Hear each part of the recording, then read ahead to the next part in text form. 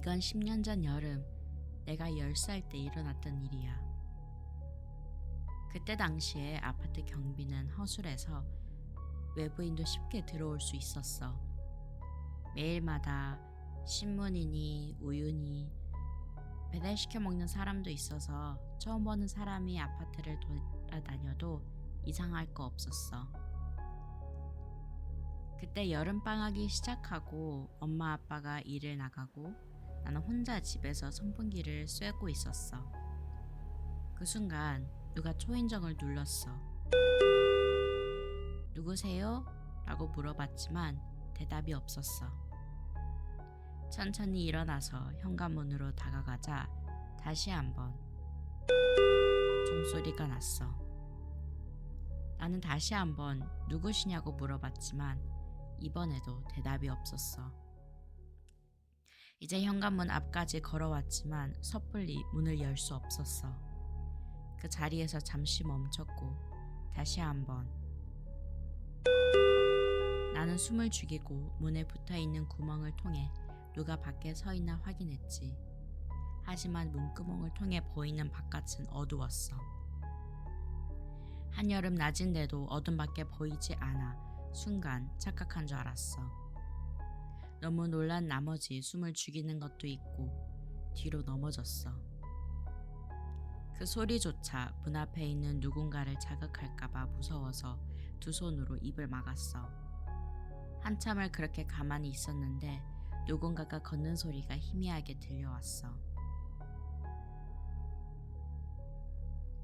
그날 밤 나는 엄마와 아빠가 퇴근할 때까지 방으로 들어가 한 발자국도 움직이지 못했어.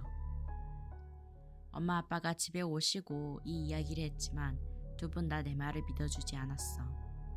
답답한 마음에 옆집에 사는 친구 집으로 놀러가서 겪었던 이야기를 들려줬지. 부엌에서 우리 이야기를 듣고 있던 친구 할머니는 아주 심각한 표정으로 나한테 얘기했어. 다시 한번 그런 일이 생기면 절대 문을 열지 말라고. 할머니는 무언가를 아는 것 같이 무서워했지만 나한테 처음엔 그 이유를 얘기해주지 않았어. 계속해서 질문을 하자 겨우 입을 떼서 설명해줬어. 할머니 말에 따르면 내가 본 건 우리 끝집에 사는 부부의 자식이라고 했다. 그 남자는 어릴 때부터 공부를 잘했고 성격이 착해서 아파트 주민들이 모두 좋아했어. 하지만 어느 날 그 아이의 형이 사고로 떠나는 바람에 성격이 180도 바뀌었다고 해.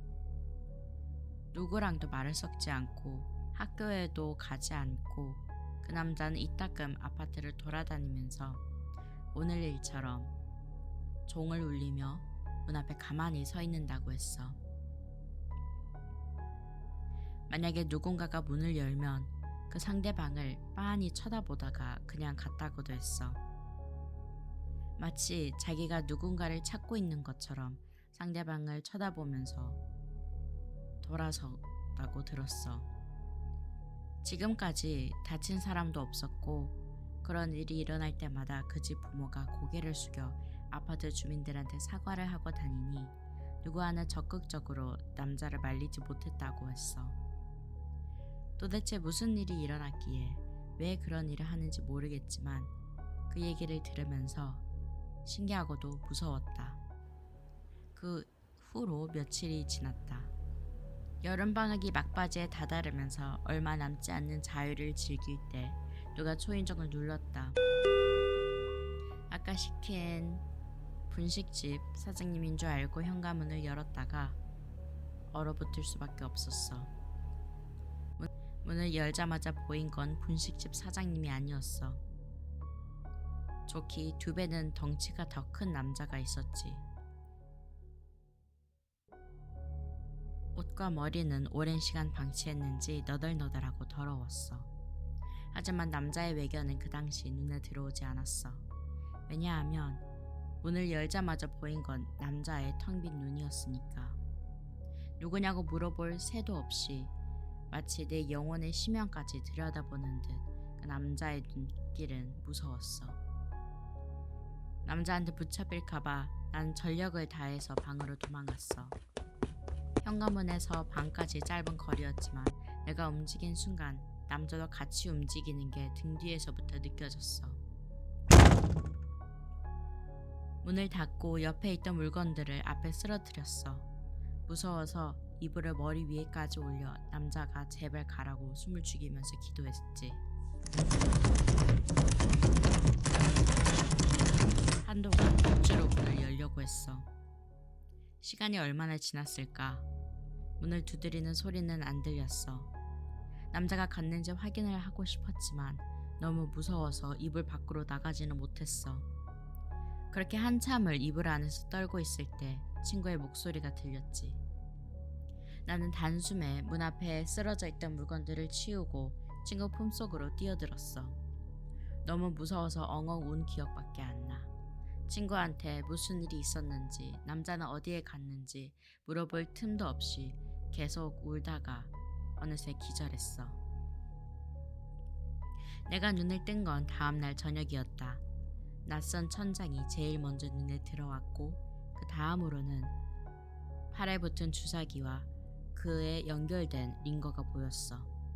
엄마와 아빠가 옆에 있어 눈뜬 날 보고 놀라서 울었다. 나중에 들어보니 우리 집에 놀러온 친구가 현관문 안에 문을 열라고 외치는 남자의 목소리를 듣고 바로 할머니한테 경찰을 부르라고 다급하게 알려줬다고 한다. 경찰은 남자를 제 앞에서 체포했고 나는 일단 병원으로 실려왔다.